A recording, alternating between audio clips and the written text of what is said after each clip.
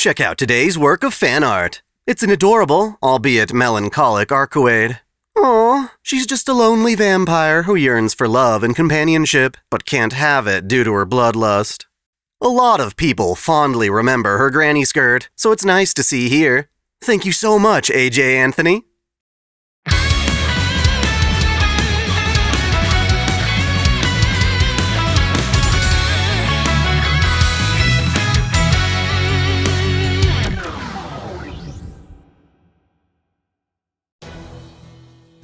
In the mid-1800s, America is going through its frontier days, nostalgically referred to as the Wild West. On the 1st of May, 1852, a girl named Martha Jane Canary is born to her parents Robert and Charlotte Canary.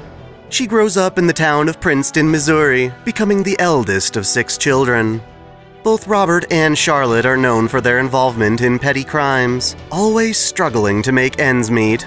This leaves Jane to enjoy the purity of the outdoors, and she learns to ride horses at a young age.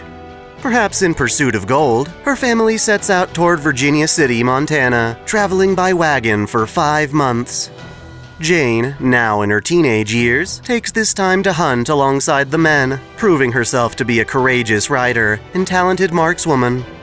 Precise accounts of these events are mostly unsubstantiated, a product of Jane's own exaggerated tales. Indeed, the woman's legend is a blend of confirmed documents and her own romanticized autobiography. True or not, however, the power of a legend remains uncontested.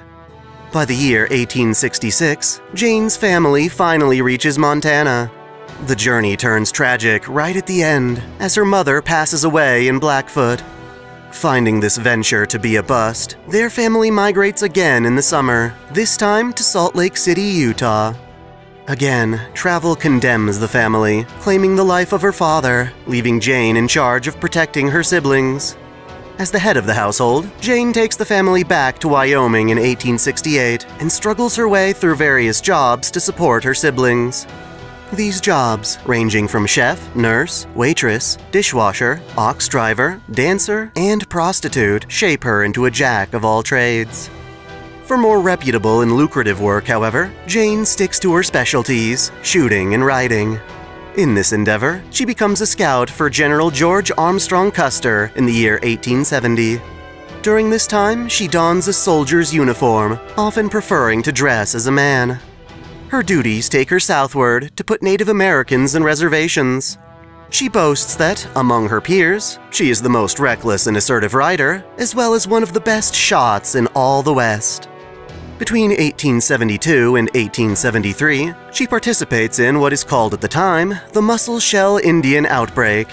Here, Captain Egan is put in command of the post and his troops, tasked with quelling a Native American uprising.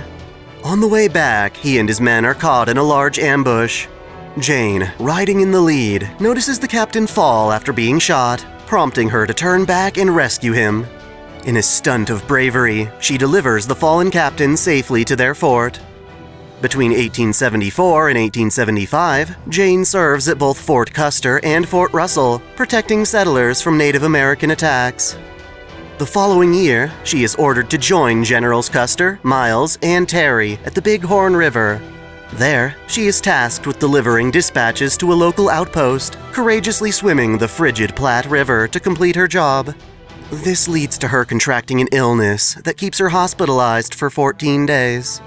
Able to ride once more, Jane heads to Fort Laramie and meets the famed officer Wild Bill Hickok on his way to Deadwood, South Dakota. The two have a lot in common, both being heavy drinkers who boast of their achievements. This encounter prompts Jane to stay in Deadwood for a time, during which she has affairs with several men, many being notorious desperados. Jane ultimately earns the nickname Calamity Jane, and there are 2 theories as to how she became known as a Harbinger of Disaster. The first suggests that rather than being a calamity herself, she is actually a savior from calamity for her deed of rescuing her previous captain from that Native American ambush. The other theory comes from the stigma that all of Jane's lovers wind up killed in battle. It is likely that there is truth to both these narratives. According to her own declarations, Jane's most famous lover is Wild Bill. Not only do they get along, but they also share in various deadly adventures. Since Wild Bill is known as the champion of the plains, Jane too becomes celebrated as the queen of the plains. As with her other lovers, Wild Bill also meets his end. In August of 1876, Wild Bill gets into an altercation with John McCall, a drunk gambler at the Nuttall and Mann 66 saloon. Wild Bill, upon seeing McCall down on his luck, gives him money to buy breakfast. Taking this as an insult, McCall returns the following day to find Bill playing cards, sitting with his back exposed. Still inebriated, the drunk takes his opportunity to shoot Bill in the back of the head with his .45 caliber revolver. Bill dies immediately, falling onto the table to reveal his poker hand, a pair of 2 black aces and 8s. Thanks to this assassination, Bill's cards become known as the Dead Man's Hand. McCall tries to flee the scene of the crime on horseback. Jane claims to have chased after him, seeking revenge with a meat cleaver. Ultimately, however, McCall is apprehended and put to trial in Deadwood. On the same day as the funeral, McCall attests to shooting Bill because he previously killed McCall's brother back in Kansas, showing no remorse for the crime. As such, McCall is found not guilty and heads to Wyoming a free man, or so he thinks. Less than a month later, he is brought to trial a second time on the basis that his trial in Deadwood, which is considered Native American territory, doesn't count. McCall is eventually found guilty and hanged for murdering Wild Bill. Calamity Jane remains in Deadwood as a mining prospector until the town is struck by smallpox. All for a humble thanks, she nurses many of its victims back to health, impressing even the town's doctor. For every kind deed like this, however, she becomes caught up in dangerous antics, earning the nickname of White Devil of Yellowstone. Continuing to live off her various talents, Jane works as a scout, prospector, and mule train driver until 1882, when she purchases a ranch on the Yellowstone River. Despite running an inn for a time, Jane remains restless, traveling from California to Texas. In El Paso, she meets a man named Clinton Burke, whom she marries, and in 1887, the two have a baby girl together. Just like her parents before her, however, Jane keeps traveling with her family, running a hotel in Boulder, Colorado before crossing through Wyoming, Montana, Idaho, Washington, Oregon, and South Dakota. Along the way, she spreads her life story to anyone willing to listen. To her credit, she backs up these tales by demonstrating her skills in Buffalo Bill's Wild West show, performing her shooting on horseback for spectators. She tours Minneapolis, Chicago, St. Louis, and Kansas City, but for every performing gig she lands, she loses it for heavily drinking. The worst case of this comes in 1900, when she is run out of town for drunkenly shooting up a bar and making Irish policemen dance to avoid her bullets. A sham of her former self, Jane returns to the Black Hills and takes refuge at Madame Dora Dufresne's brothel. Here, she earns her keep cooking and doing laundry for the girls. Just months later, though, she finds herself dying in a quaint room near Deadwood. Her final request is that she be buried next to Wild Bill on Mount Moriah. The people of Deadwood honor her wish, holding the largest funeral for a woman in their town to date. The man who closes her coffin happens to be one of the boys she nursed during the smallpox epidemic.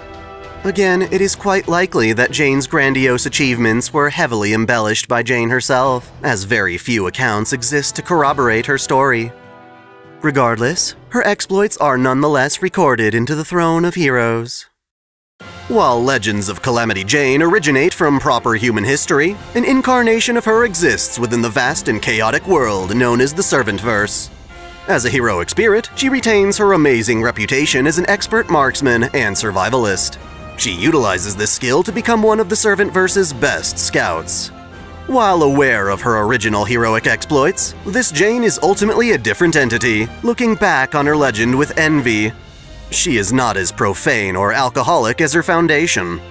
In combat, Jane specializes in sabotage, preferring to disrupt an enemy from afar rather than through direct confrontation. In this endeavor, she fights acrobatically, outmaneuvering enemies and firing back with her pistol and arsenal of grenades. This gun fires both ordinary bullets as well as blasts of energy.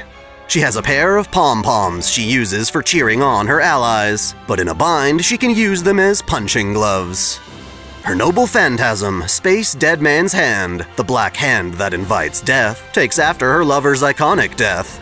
It is a bullet engraved with the words "bad luck" that will always aim for the back of a target's head. Even when shot at point blank, this bullet will loop around to an enemy's back and induce visions of the deadly black aces and eights. Jane's amazing talents attract the attention of the secret galactic police, who wish to hire her for a rather harrowing task. Accepting the job, Jane is assigned to a special team formed to defeat the primordial goddess, a being from ancient times that threatens to destroy the shining blue galaxy. Among other heroes such as Sigurd, Jane is instrumental to the team for possessing a second Noble Phantasm, Sentinel Stellaris. O Polar Star, illuminate my enemy.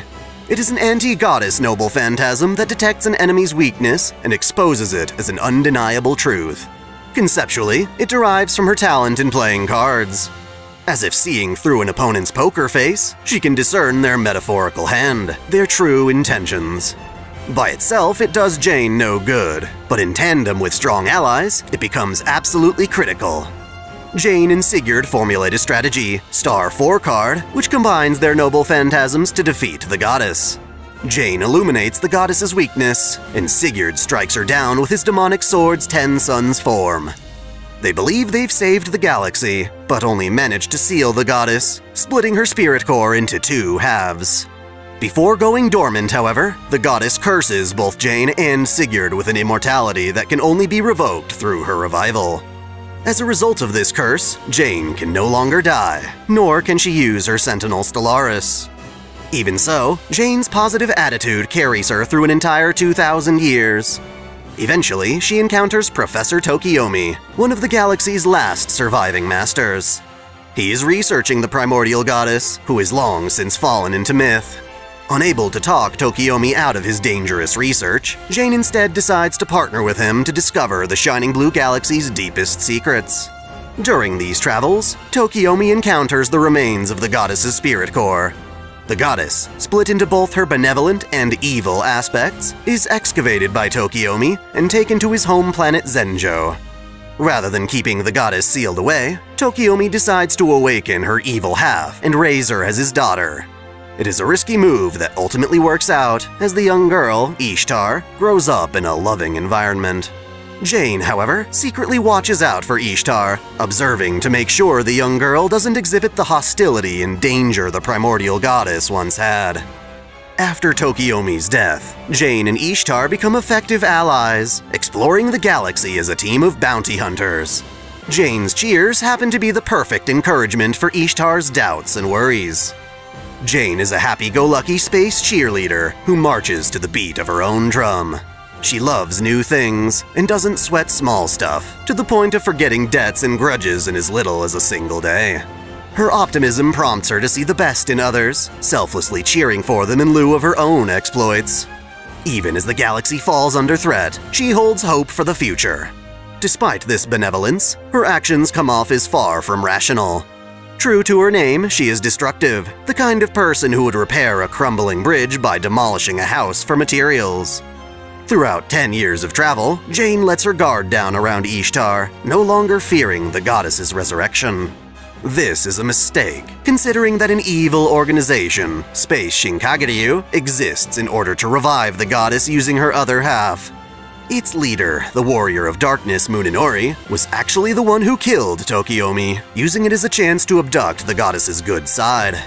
Sadly, Munenori spends these 10 years raising this half of the goddess to be a malevolent swordsman named Ashtart.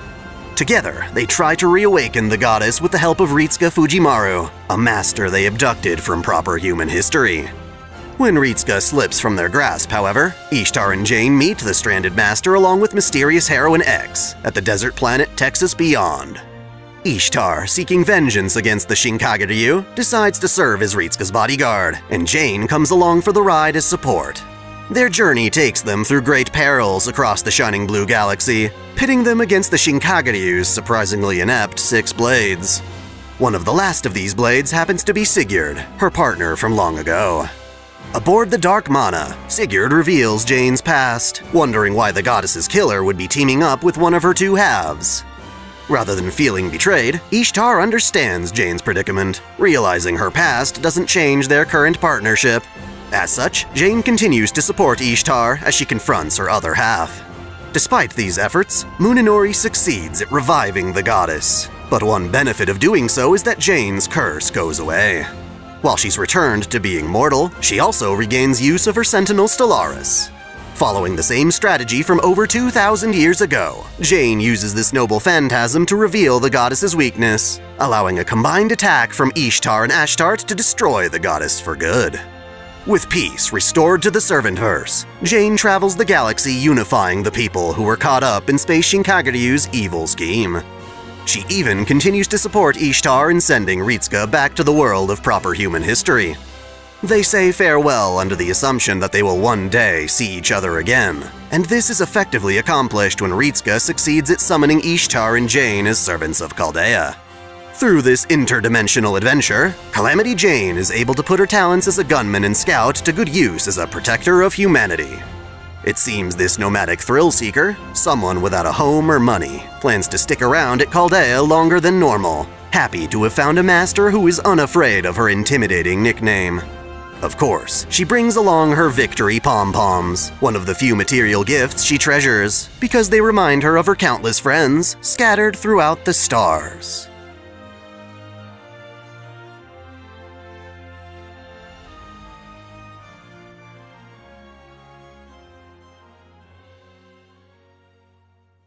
Thanks for watching! If you enjoy this channel, help us grow by liking, commenting, sharing the video, subscribing to OtakuDaiKun, and most of all, smashing that notification bell so you don't miss out on all of our anime discussion, lore, or Let's Play content. You can support us directly through Patreon, Subscribestar, or our YouTube membership, all of which come with benefits like exclusive vids and early access. As always, celebrate your fandom!